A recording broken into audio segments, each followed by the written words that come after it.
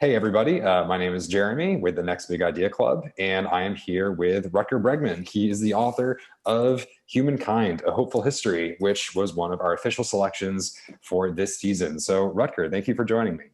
Thanks for having me. Looking forward to this. Yes, yeah, I was too. Yeah, I mean, we read tons of books in the Next Big Idea Club, but this conversation in particular was one that I was really excited about. So I'm glad that we could make this happen. Great. So I guess, the first thing I wanted to ask before we dive deep into your work, just for a little bit of background, where are you based right now? Or have you been staying safe throughout the pandemic? So it's 6 hours later here than where you are. You're at Eastern time, right? I am. So I live Yes. in the Netherlands, a little bit to the south of Amsterdam, in a small place called Houten. It's actually a really interesting place. There are urban designers from all over the world who come here to study how Houten is designed, because it's designed on a very human scale, right? So, as you know, the Netherlands is famous for having a lot of bicycles. We have like twice as many bicycles as inhabitants. But Houten is like the bicycle capital of the Netherlands. So everything is bicycle, bicycle, bicycle here. It's pretty much impossible to get around by car because that's the way they've designed it.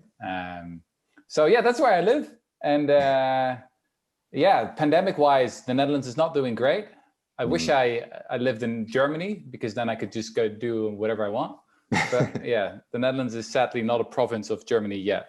So yeah, messed up big time and in the middle of another partial lockdown. Gotcha. Yeah, unfortunately, I can certainly relate living in the US and in particular in Florida, the state that I grew up in, where, COVID is still going pretty strong here for the most part, unfortunately. So I can definitely relate. But on a slightly happier, more exciting note, I did want to start talking about your book, which is really incredible. And we've seen such a positive response from Next Big Idea Club members. It seems like it's really resonated with many of them, as we hoped it would. And so I guess you're just talking about your own personal background and how that led to the book. What was it that inspired you to put all these ideas into a 400-page work and send it out into the world? How did your personal background lead to the writing of this book? So I think there were two main reasons. The first reason was that my previous book, Utopia for Realists, was about all kinds of crazy ideas that may happen sometime in the future. But may not. They're utopian now, but might become reality in the future, right? And the point I made in that book is that every milestone of civilization starts as a utopian fantasy. So we've already achieved quite extraordinary things, democracy, rule of law, a welfare state, equal rights for men and women, end of slavery, et cetera, et cetera. And that is great. And also very important to protect, by the way, those achievements. But then the question is also, what's next, right? What is the next big dream? That was what that book was about. And one of the ideas in there was the idea of giving everyone a basic income, completely eradicating poverty, giving everyone some money so they can decide for themselves what they want to do with their lives, basically. And back then, 6 years ago, that idea was pretty much forgotten. Very few people were talking about it. And it became much more popular. So you've probably seen the campaign of Andrew Yang, the American presidential candidate who, done a terrific job in bringing attention to basic income. Yeah, we had him on our podcast, actually. My boss, really? Great. Chris interviewed him. Yep. Great. Well, what I experienced is that when I talk to people about basic income, and I quoted all the scientific studies, I talked about all these experiments that have been done in the past couple of decades that show that this can actually work, that once poverty goes down, that kids start doing better in school, their health improves, crime rates go down, et cetera, et cetera. And it's actually an investment that in the long run pays for itself. So it doesn't really matter if you're left wing or right wing, even if you don't have a heart, you still have a wallet. And what I experienced during that book tour is that every single time after 20, 30 or 40 minutes, the discussion would end up being a discussion about human nature, because people would say, well, maybe this works in an experiment, or in some weird place, on a local level, but you can't scale it up because then human nature kicks in. People are just selfish. That's who we are as a species. You can't design your way around that fact. And then I wondered, maybe I should dig a little bit deeper. And here's my second reason. Sorry, I'm giving very long answers. No, this is great. Here's my second reason, is that I started to realize that there was this silent revolution happening in science. So many scientists from so many diverse disciplines, anthropologists, archaeologists, sociologists, psychologists, even economists, they seem to be moving from a quite cynical view of human nature to a more hopeful view of who we are. Now, they're not saying that we're angels. That's clearly not the case, right? We're capable of really nasty behavior. In a way, we're the cruelest species in the whole animal kingdom. But there was this shift happening. And while I was interviewing experts, I also started to realize that they often didn't know it from each other because they're so specialized. They only know what's happening in their very specific field, right? And they don't know what's happening in the field next to theirs because academia, everyone's so specialized these days. So I had the privilege to talk to all of them, and I started thinking, hey, wait a minute, someone should connect the dots and show that something bigger is going on. And that's basically what I tried to do in Humankind, is to tell the story of this revolution that's taking place, and then also think about the implications of that. Because once you update your view of human nature, once you have a different view of who we are, everything changes. Yeah, it really does. And I love the ambitious scope of this book and how you do incorporate so many different disciplines and fields into the discussion. And we had one question from Susan here, and she was asking a little bit more about your own personal motivations for maybe taking this slightly more hopeful view of human nature. Like, she was asking, was there like a voice from within telling you to question this narrative that humans are all, bad and selfish and evil? Like, were your personal values or your religion, like, did those things have an influence at all? Well, probably. I mean, your personal background is always influences you, right? So I have a Christian background. My father is a Protestant preacher. Still today, he still preaches in church every Sunday. And well, he's not a very dogmatic type of person. So he doesn't say, well, this is true and that is true, and if you don't believe this, then you go to hell. He's a free thinker. But from a very early age, I think he instilled in me, a certain fascination with the important questions of life. And I guess the most important thing that he taught me is that when we talk about ideas, it's never just about the question whether those ideas are true or false, but it's also about what are the effects of certain ideas once we start believing in them, right? So the performative power of ideas. So to give you an example, a couple of years ago, it's actually, I think already 10 years ago, there was this whole movement that called themselves, they called themselves the new atheists, right? People like Richard Dawkins and Christopher Hitchens, and they were all saying, oh, religion is evil, religion is bad, et cetera, et cetera. And even though I had just become an atheist myself, I really disliked those arguments because, when you see a book that says religion is poison or something like that, and then you talk to your parents, who are quite wonderful people, and who are obviously religiously motivated to do a lot of great things in the world, then you start to think, why be so obnoxious about whether something is correct or false or whatever? Why don't we judge ideas and people on what they do, right? That's much more important than what we believe. What are the actual effects of our ideas and our actions? And that is also where I start Humankind, obviously. On the one hand, we need to think about what human nature is really like. Now, obviously, that's a very difficult question. And, I try to do my best to, give an overview of the latest evidence we have from anthropology and archaeology. But this is not rocket science. 10 or 20 years from now, things can have changed. And I did my very best, to give a correct overview of the consensus we have right now. But as I said, it's not rocket science.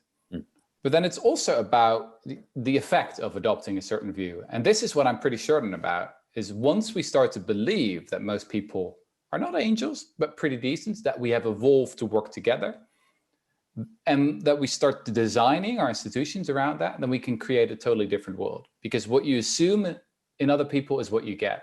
It can be a self-fulfilling prophecy. And I guess that sort of attitude, that way of looking at ideas, is almost a religious way of looking at it. And very often I miss that in science, is that there's too much focus on, sort of the intrinsic epistemological value of ideas. Is this true? Is that false? And not enough thinking about, well, who cares about what is true or false? Let's look at what are the effects of certain ideas. Yeah. No, I think that's such a powerful and important point for sure. I think that human dimension, the actual practical consequences of a certain idea or belief is often lost in scientific inquiry. So I completely agree with you. Now, I did want to start diving in a little bit into your book, because I feel like this conversation, I could talk to you about this for hours, Rutger, because I really do. Oh, yeah. But that's what I always have. I sometimes do these podcasts, and, podcasts are much longer, right, than standard interviews. And they sometimes last for an hour or 2 hours. And even then, I still have the feeling like, shit, we only touched the surface, right? I totally believe it. Yeah, no, it's true. I mean, that's how I feel whenever I've been, talking to my friends or my family about your work. Like I get so excited and jazzed about it, and then I realize, like, man, like there's just so much that I still feel like I need to tell this person. So I guess maybe to start off with one particularly striking part of your book. I was hoping that we could talk a little bit about the real Lord of the Flies, because I think, as you correctly point out in your book, this is a story that so many of us have read either in school or on our own, or at least heard about. This famous Lord of the Flies story.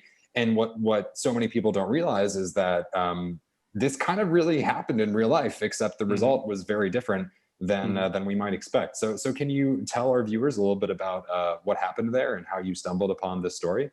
Yeah, sure. So when I started working on this book, I knew that there were certain things that I would simply have to write about. I mentioned veneer theory, the concept of Frans de Waal, where he refers to this idea that our civilization is only a thin veneer, only a thin layer, and that deep down people are just selfish and beasts and monsters. And different versions of that veneer theory, they come back again and again and again in our culture. So you see it in science. So I've got a couple of chapters about social psychology where you have versions of veneer theory, the Stanford prison experiment, for example, but also in literature. And one of the most famous examples there is obviously Lord of the Flies, one of the most influential novels of the 20th century. Millions, tens of millions of kids around the world were, forced? I don't know. Had to read it. Strongly encouraged. In school, right? Yeah. And it's such a depressing book. It's a brilliantly written, but still very depressing book. And has a very dark message about human nature, about who we are. So that even if you take these relatively nice and decent boys from a boarding school in Britain, who come from a perfectly civilized environment, you give them the freedom to do what they want, and they turn into monsters. It's a very, very dark message. I read the book when I was 16 or 17 years old. I remember feeling quite depressed. I remember thinking, no more Harry Potter for me. And it was only years later that I wondered what would really happen. Now, you have to imagine that I work for a journalism platform called The Correspondent in the Netherlands. And they basically gave me the freedom to write, say, one essay a month. That's how I could write this book. For 5 years, I've been basically building the book on The Correspondent and getting feedback all the time from readers. Now, I had written an essay where I compared Lord of the Flies with the Robbers Cave experiment. Now, some readers will remember this, right? I also have a chapter about the Robbers Cave experiment, which I'm also quite critical about. It's one of those social psychology experiments that pretends to show that, you can take these young kids and quickly turn them to really nasty creatures. I don't think it happened that way. But I made sort of a comparison between Lord of the Flies and the Robbers Cave experiment and my different interpretation, blah, blah, blah. But it didn't really work. The essay, it didn't really work. The comparison didn't work because here you have a story about kids on an island. Robbers Cave experiment was about a school camp. And I don't know, I was a little bit unhappy with it. My editors were unhappy with it as well. But anyway, in the end, we still decided to publish it. And guess what? Readers didn't like it either. So quite a bit of critical comments from readers. And a couple of them said, well, look, Rutger, the only real comparison here is, you know, a real experiment, a real life Lord of the Flies story. That's the only real comparison. And basically being pushed by readers in that way led me to go on this journey to look for the real life Lord of the Flies. So that's really important to understand about humankind, is that the book has been quite a collaborative enterprise where often I got feedback from readers. And so, yeah, that's basically how it happened. I started obviously as a proper investigative journalist on Google. So just Google real life Lord of the Flies, children on an island. And yeah, after weeks, I managed to find this story in an Australian newspaper from 1966, where supposedly this had happened. You know, 6 kids shipwrecked on an island near Tonga, an island group in the Pacific Ocean, survived there for 15 months. And it was then that I realized maybe I can track these people down. You know, they were around 14, 15 years old back then. They must be around 70 now. The captain who rescued them, Peter Warner, must be around 90. Maybe I can find them. And so I was really lucky because I had just been invited to go on a book tour to Australia to promote my previous book about basic income, right? So I went there and I said to my publisher, can I get a week off? Because I need to, you know, travel around a bit and see if I could find a couple of people.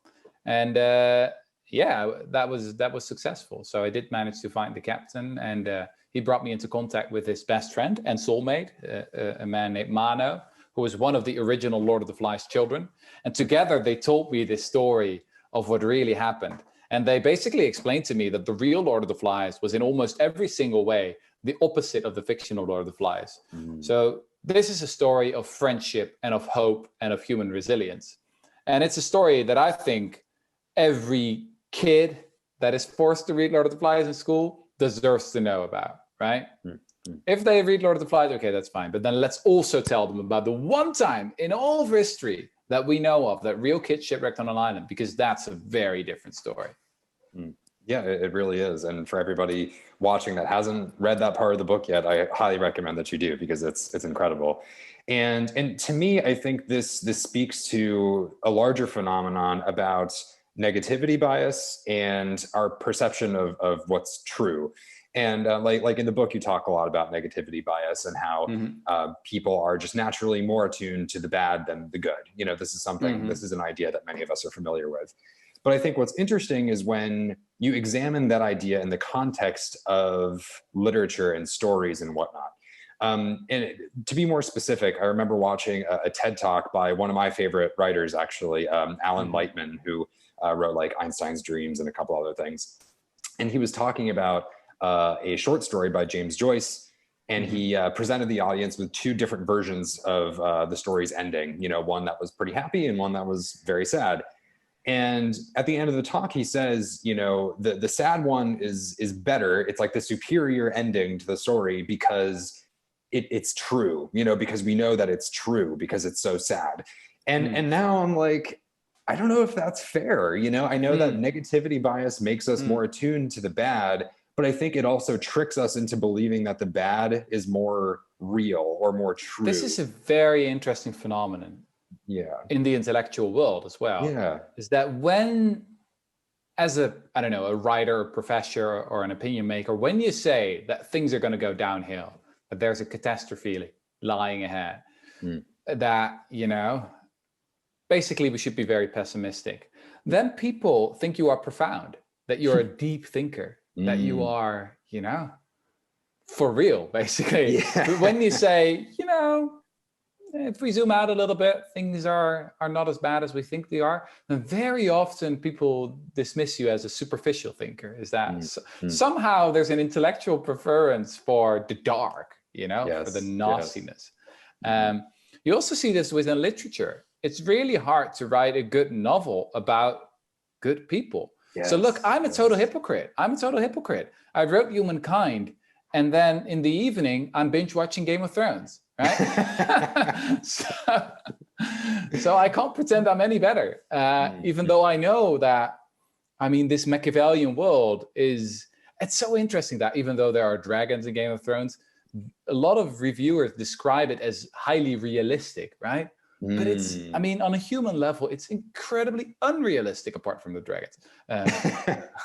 Which are real, as we all know. Yeah, the dragons are obviously real. Yeah. But now take the violence, for example. You know, in series like Game of Thrones and in many other series, we get the impression that violence is such an easy thing to do, that, you know, you and I could easily do it. We could, if we want to, if we're in a specific situation, or if we, you know, are drafted and go to war, then we just easily shoot to kill, you know, because that's in our nature. We are killer apes. That's really the impression that all these series and all these Hollywood movies give you. So for me, it was fascinating to discover that actually the psychology of violence, all that scientific research that we have from since the Second World War, basically tells us something very different. Yes, humans are capable of horrific violence, and in many circumstances and episodes in history, we've been the most cruel species in the animal kingdom. You know, think about ethnic cleansing and genocides and war. These are really typically human phenomena. But then they also happen in very specific, complex historical circumstances. And it's also a fact that actually most people find it very hard to commit violence. And I think if you just think about it a little bit further, you know, compare violence to things like eating or having sex. You know, sex is nice, right? And there's a pretty simple evolutionary reason for that, because if people don't have sex, then they don't have kids and we go extinct. Food is, most of the time, pretty nice as well. And again, pretty straightforward reason for that. If violence, you know, would be good for us as a species, then we should get some psychological reward. But on the contrary, what happens actually once people commit violence, for example, you draft someone into an army and that person kills someone, say in the war in Vietnam, and they all come back with PTSD. You know, they've been traumatized for life. Now, that suggests to me that even though we are capable of horrific behavior in specific circumstances and when there are specific dynamics at play, it's not really what we've evolved to do. We've evolved to be a very different kind of species. Right. Yeah. So I did want to zoom in on that idea a little bit about, you know, what it is that we have evolved to do. And your book makes this really compelling case for cooperation and kindness being in our nature. And I actually wanted to examine this from a slightly different viewpoint. In particular, there's this video game called 1 Hour, 1 Life. Have you heard of this by chance? No. It's a fascinating game where you live an entire lifetime in the span of one real world hour. And it is your goal to, working with other players who are, you know, playing in this same virtual environment, to rebuild civilization from the ground up, you know, like starting with the invention of fire and building tools to all the way up to building cars and such, you know, and you're doing this with other players collaboratively. And what's interesting is that when you start the game, you come in as a baby and you can't do anything. And if other players choose not to help you, you will die. You can't do anything. And so now, if this idea were presented to a lot of people, even myself included, I would probably say, well, most players will just spend the whole time, like, you know, messing with other people and trolling and not bothering to help each other whatsoever. But the fascinating thing is that people really do work together, even at their own expense. You know, even when, you know, they would rather be off doing X, they're like, oh, you know, there's this baby. I guess I got to take care of the baby and have an eye toward the future of our society. And so I guess my question is, when it comes to these more natural, fundamental human impulses, have you thought at all about how a gaming environment or a virtual environment might reflect those fundamental impulses or teach us something new about them? I don't know. What do you think about that? Well, it's certainly interesting to note that the most successful games are actually highly, highly social games. So I remember being, you know, a student in high school when I was, what was it? 15, 16 years old, and we were all waiting for the moment that World of Warcraft would come out. You know, Yeah. that was like the big moment in my Right. life back then. Mm-hmm. And I also remember that I decided at the very last moment not to start playing it because I was afraid that I was going to be too addicted to the whole thing. Yeah. And indeed, I lost some of my friends to World of Warcraft. It happens. It happens. What's not the case is that these friends, you know, were, I don't know, kidnapped by algorithms or the robots or whatever, but they were sucked up in this highly social environment, you know, where they made new friends. So that's interesting that the most successful game makers, the most commercially successful game makers, they understand a lot about human nature, about our yearning for connection, about, you know, that we want to work together and that we want to be loyal to each other and feel comradeship. Mm-hmm. So, I mean, that's also what World of Warcraft is all about, right? You have these guilds that work together, and loyalty is incredibly important. That's why people have to keep gaming, right? Yeah. It's they've hacked the human brain, and that almost reminds you of real world phenomena. I've got one chapter in the book about the question why German soldiers from the Wehrmacht kept on fighting in 1944 and 1945, nice. Even though it was clear they were going to lose the war. You know, the Russians were coming in the east, and the Allies, you know, were coming from the west. They were losing, but still they kept on fighting. So why did they do it? The Allies believed these soldiers must have been brainwashed. You know, they must have gone nuts, and they're again brains hijacked by Nazi leadership. But then they started interviewing these prisoners of war and discovered that it was actually comradeschaft that kept them fighting. That was the most important thing. And this is, by the way, something that I've had to explain quite often. And maybe I should have done a better job there, by the way, while I was writing my book, is that sometimes people get the impression that I'm arguing that people are naturally good. Well, that's not the case. I don't think we're naturally good. And I'm arguing that we've evolved to be friendly, and that sometimes this friendliness is exactly the problem. You know, that we find it hard to go against the status quo and to go against the group.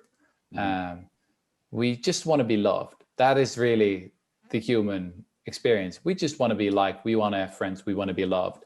And very often that's the problem, you know, because if there are injustices, then you need the courage to be unpopular. You know, think about someone like Greta Thunberg. Someone like that has incredible courage to be unpopular, you know, and to go out on the street and to, you know, start her school strike on her own. I think it's a telling fact that she has Asperger's, you know, that she calls it her own superpower, that she can do things that most of us can't do because we just want to be liked. And so often that's the problem. Right.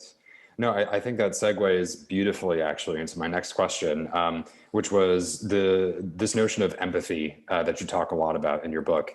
And this is something that a number of our members have expressed a lot of interest in, actually. Like for example, Lucille Fracasso in our member library and Barbara Bentley here in this Zoom chat were both wondering very similar questions. And so I'll read Barbara's here.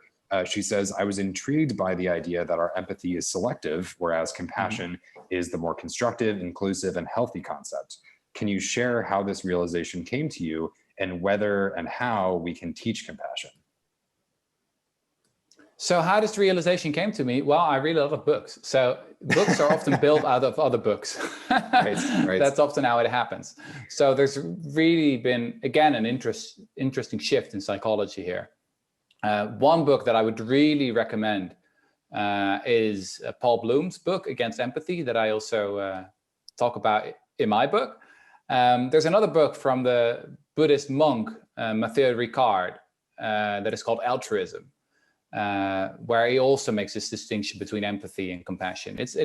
It comes straight out of Buddhism, basically, is that the master Buddhist meditators, they know that it's important not to get, how do you say that, swept away by the feelings of someone else. So they don't really want to stand into someone else's shoes, but they want to feel feelings of love and compassion, which are more distant. You know, you stay yourself, right? And you zoom out a little bit more. I think it's a really important distinction. Now, how can you train that? It's very much in fashion these days to train that with meditation. So we've discovered that our brains are quite, how do you say that? Plastic. They can change. So if you, just like you can grow your muscles in the gym, you can also change your brain by meditating a lot.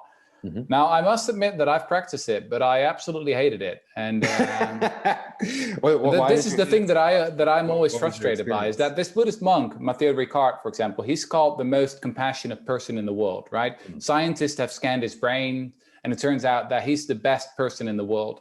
But the problem is, it took him like 50 or 60,000 hours to get there. Now, remember Malcolm Gladwell's 10,000 hour rule? That's not enough. This is 50 to 60,000 hours of meditation.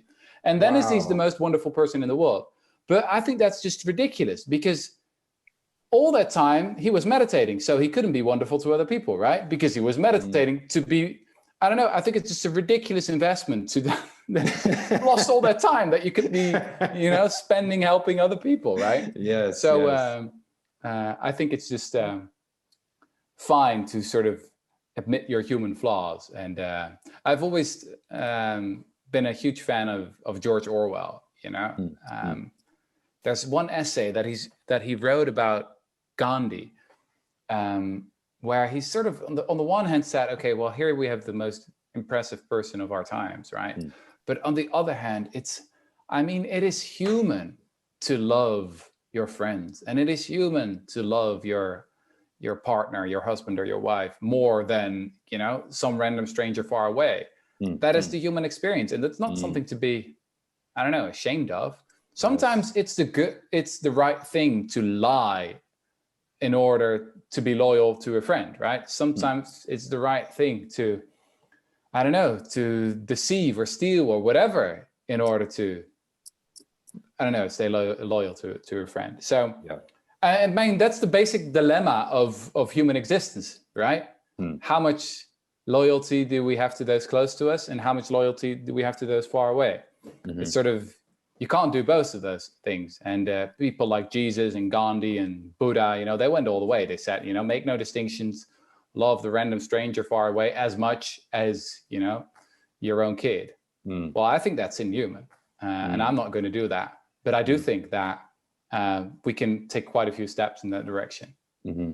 No, I very much agree with that. Actually, that's a concern that I've had about Buddhist thinking myself, because it seems like when you have this kind of just total generalized love for everything equally, I feel like love almost becomes this like very abstract, almost like cerebral thing, as opposed to this like very human gut level pull you feel toward someone that you care about. And so I feel like there is a way to balance both of those things and kind of accept that little bit of selfishness that comes with being human, and perhaps loving, your spouse or your best friend more than someone you've never met. But you can still, and then at the same time, I mean, humankind is also about sort of nuancing that trade-off. So very often we think there's just a trade-off, but I also emphasize that very often, what's good for us, what feels good, is actually also good for other people, right? Nice. So there's this whole debate in philosophy about whether there are true altruistic acts, because if you feel good about helping someone, isn't it just selfish? Right. And I think that's just a totally silly debate, because who would want to live in a world where every single time you perform a small act of kindness, you get this nauseous feeling? Right? That would be hell. It's like, hey, there's a beggar over there. Let's give her some money. Let's give him some money. And that would be horrible, right? So luckily we live in a world where doing good also feels good. Right. And I guess, by the way, that a species that would feel horrible every time, a being would commit a small act of kindness, perform a small act of kindness, that species would go extinct very quickly. Yeah. No, I really love the way that you sort of cut the Gordian knot of that philosophical debate, because I remember having those philosophy classes back in college where people were making this case that you mentioned here, where they're like, oh, well, you know, if altruism feels good, then there's no such thing as true altruism. And I'm like, you know, talking about the consequences of ideas that we were talking about earlier, it's like, that's kind of a terrible thought to like put out into the world for no good reason. It's like, well, then you've effectively eliminated the difference between like Mother Teresa and like a serial killer. And I'm just like, why would you do that? You know, I don't know. So I really appreciate the way that you sort of resolve that discussion. I did want to move on here, Rutger, to something that that was discussed a little bit in our Next Big Idea Club Facebook group. And it seems that you and one of our curators, Adam Grant, have this really interesting discussion going on about the nature. We have a big fight. Yeah, you do. You do. I hate it when mom and dad fight. It's so upsetting to me. But yeah, you guys have a little bit of a disagreement about the nature of power. Could you tell us a little bit about what that debate looks like, and why you think Adam is horribly wrong? Well, look, let me first say that Adam knows much more about this than I do, but I still think he's wrong. Now, in the book, I have a whole chapter about why power corrupts. And I think that power is a very dangerous drug. Actually, nomadic hunter-gatherers already knew this. We've been nomadic hunter-gatherers for the biggest part of our history, you know, for almost 300,000 years. We roamed the jungle and the savannah, you know, as nomadic hunter-gatherers. And back then we lived in quite egalitarian societies where there were leaders. We know this because anthropologists have studied a lot of, you know, societies like that.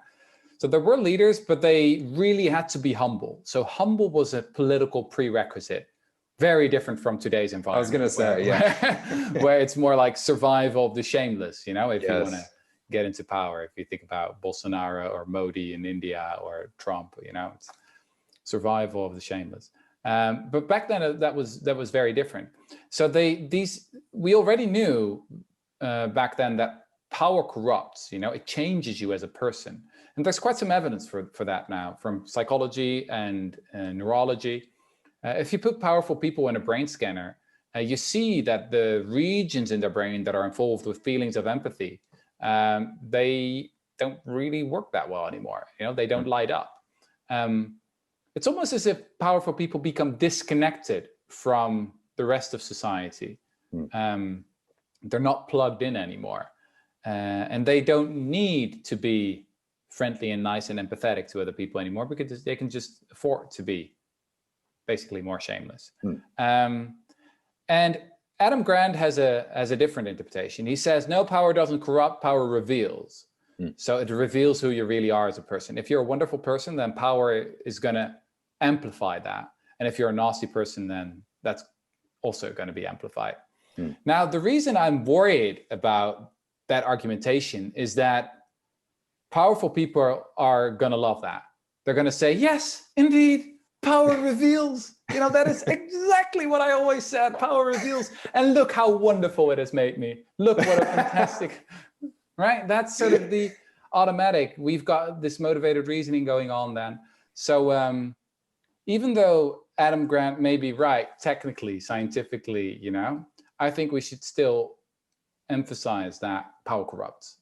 Power corrupts. And also look within ourselves, you know, and be critical of ourselves. Don't trust yourself in this case, right? We see it very well when other people, you know, are corrupted by power, but can we also see it happening within ourselves? Right. Because it's so easy to be seduced by it. I mean, I've experienced it multiple times in my career in the past 5-10 years. How so? Can you elaborate on that?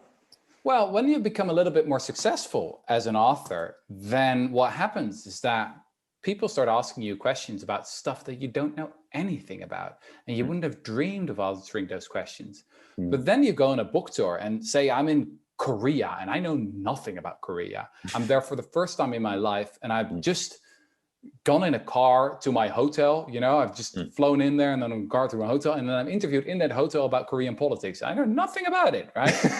And they asked me a question about, you know, do you have a solution for corruption in Korean politics, and this and that happened and blah, blah, blah. And there's a short silence, and I hear myself starting to formulate an answer. And it's only just in time that I managed to say, Wait a minute. I know absolutely nothing about this, right? So there's a wonderful piece written by Simon Cooper for the Financial Times. People should really Google that. It's called The Speaking Circuit is Where Thinkers Go to Die. Ooh. And that is really what happens, is that as you become more successful as an international author, you can earn ridiculous amounts of money by talking bullshit, right? They just want to have your name, and they pay you $50,000-$60,000 or something like that for just 10 minutes of your time. It's absolutely ridiculous.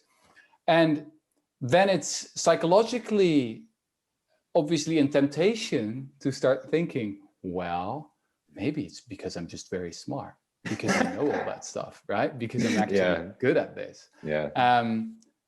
So yeah, I think we've got to be honest about this. And I just sort of try to tie my hands behind my back, so I'm not taking any money from the speaking circuit, because I'm thinking that once I start doing it, I'm going to be lost.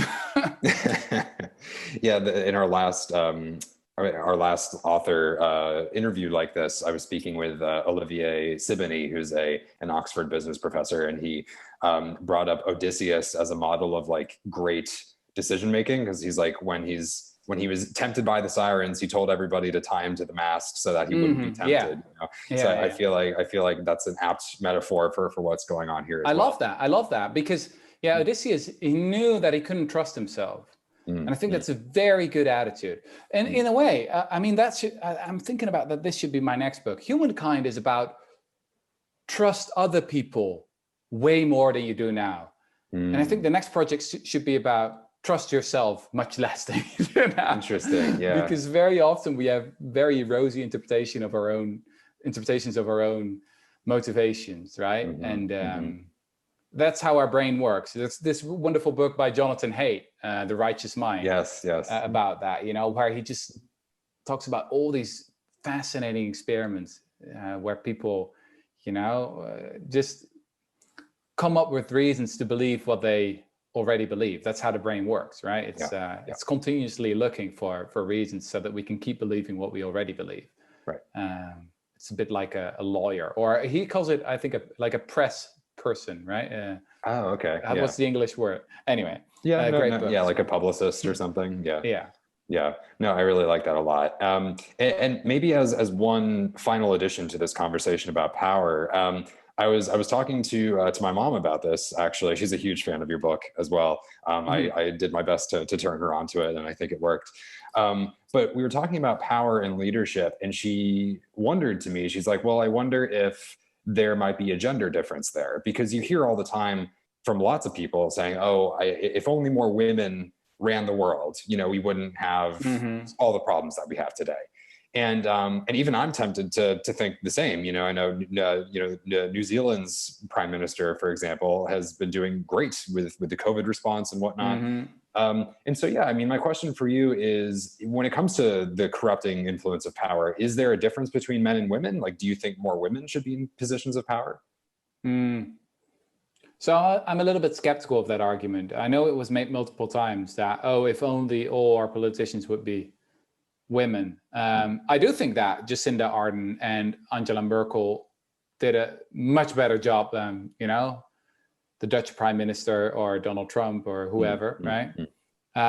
But just to reduce it to their gender, I don't know. It seems to me, it seems to diminish their achievements, right? And why they're such good political leaders.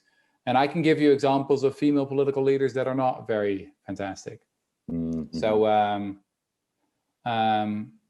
it is interesting, though. I mean, there are obviously gender differences when we talk about things like empathy, for example. So if you do empathy tests around the world, then every single time you find the same thing. So women score higher in empathy tests than men. But then the question is, what's the explanation?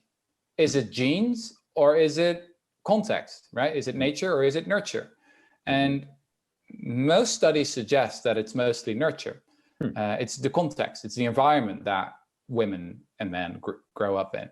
There's a relatively simple explanation here. If you're a woman, you grow up still too often in a man's world. So you're being asked all the time to understand the point of view of men. right? And that's not asked of men. You know, they're not being asked to understand the world of women, or at least that doesn't happen as often as it should. This is one of the interesting things, by the way, about hierarchy and about power, is that those at the bottom of the pyramid understand much more about how the society works than those at the top. So those at the top are relatively stupid, while those at the bottom are pretty smart. Because, you know, if you are being exploited, if you are a slave, or if you're relatively poor, or you name it, then you really have to understand, you know, the distinctions in the hierarchy and how everything works. If you are at the top, you can afford to be stupid. This is, by the way, also an interesting phenomenon in the speaking circuit. So the more money they pay you, the more stupid your audience is. And if they don't pay you at not anything, you know, then you speak for, I don't know, students or a nursing home or something like that, they're going to ask you such difficult questions that it's like, God. Oh, that's too funny. I guess they don't want to ruffle any feathers if you're getting paid to be there. But I you know, you bring up this great point about how people at the bottom of the pyramid are often know best how the system really works. And this reminds me of essential workers during the pandemic. And we had a couple members who were asking about COVID, like Stefano Relli, for example, who says, loved your last book, just finished reading it. So you've definitely got some fans watching here. But it's, you know, it's something that had been apparent to me for a while now, but I think it's coming into sharper relief during COVID, which is that it seems to be the essential workers that are often paid the least. And there are certain exceptions in the US, like obviously doctors are paid quite well by and large. But if you think about nurses, teachers, etc., they're certainly not making the salary of a hedge fund manager. That's for sure. But even with doctors, it's interesting. So most people say, well, doctors are clearly incredibly important for our health. Well, actually, most studies suggest that almost all of the increase in life expectancy, you know, in the 20th century or the last 100 years is an effect of better sanitation. Wow. So most of our improvements in health are, you know, we have cleaners to thank for that, and plumbers. The plumbers and cleaners are way more important than doctors if you think about health. Wow. And so why is it that these essential workers like plumbers, cleaners, garbage men, for example, why is it that they are paid often the least despite contributing the most to society? How does that work? It's a really fascinating phenomenon and disturbing as well. So I've been influenced in my work quite a bit by an American anthropologist who recently passed away, and his name is David Graeber. I really believe he was one of the great thinkers of our time. So he published one book called Depth, The First 5,000 Years, which I can recommend to everyone. It's this astonishing, brilliant look and overview of, the history of debt and money, and how debt has always been used as a tool of power. He also published a book, and that was one of his last books, called, and here comes a very academic term, Bullshit Jobs. Yes, I've heard of this. Yes. So that book is about this very weird phenomenon, where so many people, especially in rich countries, have jobs that they don't actually believe in. And it's not me saying that, it's not David Graeber saying that, or some other anthropologist or historian. Some people may say, well, those are the real bullshit jobs. No, it's people themselves saying it about their own jobs. The most convincing evidence we have here was a poll conducted by two Dutch economists. And this poll was done in 40 countries or something like that. 20,000 people were asked, does your job contribute something to society? And it turns out around a quarter of people in the modern economy doesn't know for sure. And around 7-8% thinks, well, no, it knows for sure that it doesn't add anything. And then you look at those jobs and you realize these are often jobs that are highly paid, and people with beautiful LinkedIn profiles, who went to fantastic universities, Ivy League universities, but still at the end of the day, they have the feeling that they don't contribute anything. And I've really come to realize that this is one of the greatest tragedies of our time, the waste of talent. We have so many people working in jobs that don't contribute anything. We've got so many smart people wasting their talent, you know, building financial products that only destroy wealth, building algorithms that only let us click more on ads to buy more crap we don't need to impress people we don't like. You know, that's such a sad truth. And especially if you think about the challenges that lie ahead, you know, whether we talk about the extinction of species or climate change, there's just so much work to be done. There's just so much innovation that needs to be done. We need all these smart people. So if I would talk to bankers, and it doesn't happen often, you know. You don't get paid to tour talking exactly. to yeah. But then I would say, you guys are too smart to be a banker, right? You're too smart. We can't afford that. You know, we can't afford that waste of human capital. You need to be thinking about, I don't know, the cure to cancer, how we're going to Mars, how we're going to solve climate change, how we're going to, you know, build the next generation of nuclear technology. I don't know. You talk about it, but we can't afford all that waste of talent. So many people, working in these jobs that don't really contribute anything. And indeed, if you do contribute a lot, David Graeber has one remark about that in his original essay, which is called On the Phenomenon of Bullshit Jobs. People can Google that. It's a really great piece.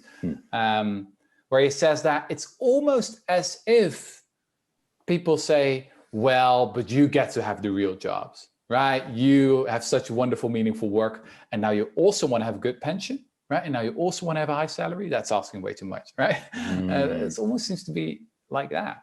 And what I'm arguing for in this book and also in my previous book is that we should turn that around. Why don't we live in a world where actually doing a really valuable job also pays best, so that we have the incentives right, so that people, want to do what's best for them and for the best for society. No, I really love that a lot. And I will definitely be reading that essay after this conversation, because that sounds really good. I know we're running a little short on time. Rutger, do you have time for like 2 more questions? Is that okay? Yeah, sure. Great, thanks. So I was thinking about doing, one about getting things right with us personally, and then one about getting things right with the world. So when it comes to the individual level, early in your book, you make this point, which I actually think is pretty profound. And I almost wish there was more of it, more development here. And so that's why I wanted to ask you about it. But you say early on that we are born to learn, to bond, and to play. And, to me, this strikes me as almost like a trifecta of human fulfillment. Like when I really think about learning, bonding, and playing, I'm like, man, like those really are the 3 things that make me feel alive, that make me feel good, and I feel like it's practically a comprehensive list. So in your mind, are those 3 things, should we try to like be organizing our lives around those 3 things? Like, how do we move forward with those in mind so that we can build more fulfilling lives for ourselves?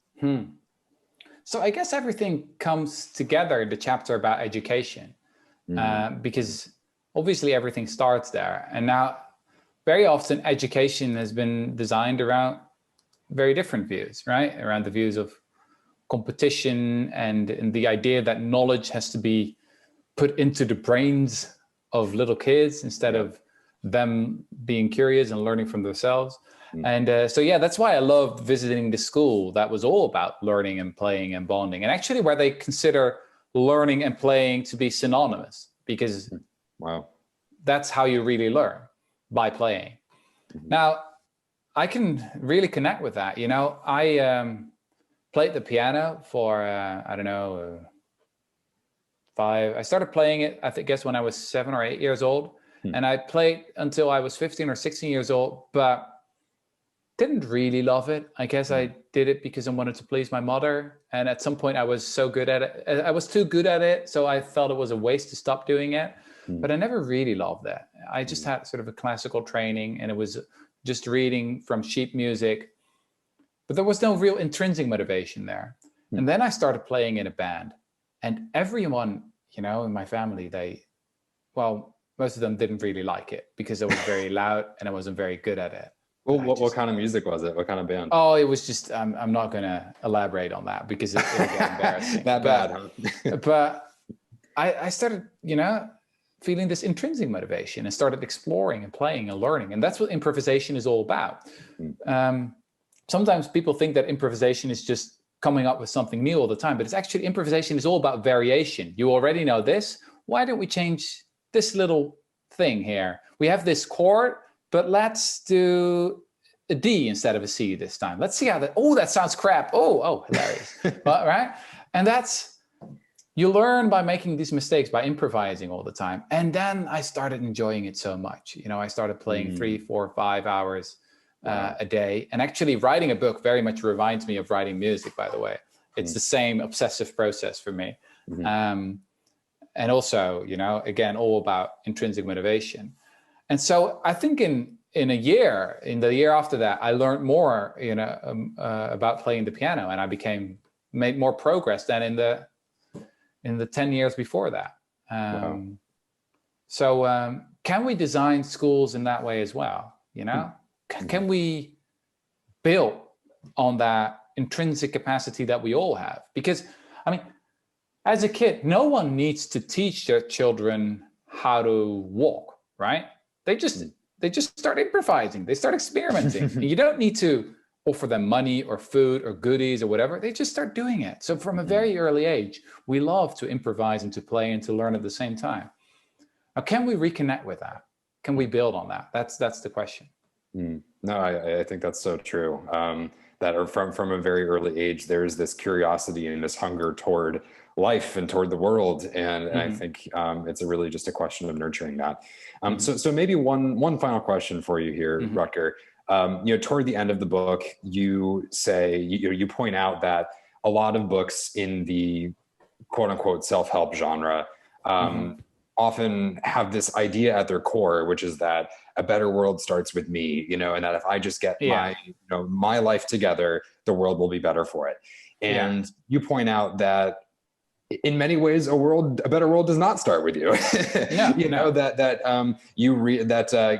Becoming a more fulfilled, confident version of yourself is not going to raise the wages of Amazon workers, for example. You know, like there are very real problems out there that require very real action.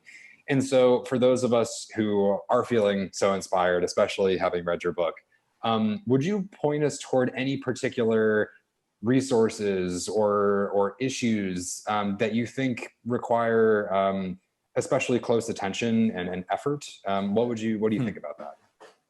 Well, I thought more about that since the publication of the book. So where does change start? Well, obviously if you think about it, that's the wrong question, because it starts everywhere. It's not like it starts at this specific point. There are always all these feedback loops going on. And I get very annoyed, yes, when, I don't know, McDonald's talks about improving our health while they don't talk about their own corrupt business model, you know? Yes, that makes me annoyed. But then at the same time, I can also sometimes get a bit frustrated with people, including myself, who always want to talk about the structures, right? About neoliberalism, about capitalism, about blah, blah, blah, blah, blah, and don't want to look in the mirror, right? Sometimes that feels as an indulgence, right? The Catholic Church sold indulgences so that people, that's the right word, right? That people can sort of buy off their sins, and we all have our own ways of doing that. And so I guess the model here, again, is Greta Thunberg. She's so fascinating because obviously she's the most effective political activist of our time. But how did she start? She started by looking in the mirror. You know, she stopped eating meat. She stopped eating dairy. She stopped flying. She convinced her mother to stop flying as well. She convinced her parents to buy an electric car. She convinced her parents to buy solar panels. And only then, you know, when she had made her own bed, looked in the mirror, changed her own life, only then she started a school strike. And then she changed the world. So I'm not saying we can all be as great as she is, but yeah, it's also important. And I'm especially saying this to myself and to other, you know, people who consider themselves, I guess, on the progressive side of the political spectrum, is that, yes, we're very good about talking about structures, about those other people that need to change. And I think that conservatives need to become better at that, not just saying, oh, poverty, that's just your own responsibility. because I think that's another indulgence, right? That's another cop-out. Nice. That they don't want to talk about their own role in perpetuating a system that is incredibly unjust, right? And saying, oh, it's just your own responsibility. But then on the progressives, maybe they need to talk a little bit more about individual responsibility, and especially, what role they can play. And again, I think that Greta Thunberg is the model here, because the changes in her own lifestyle were actually the basis for her political activism. And now her political activism is changing the world. So where does change begin? Well, it begins everywhere.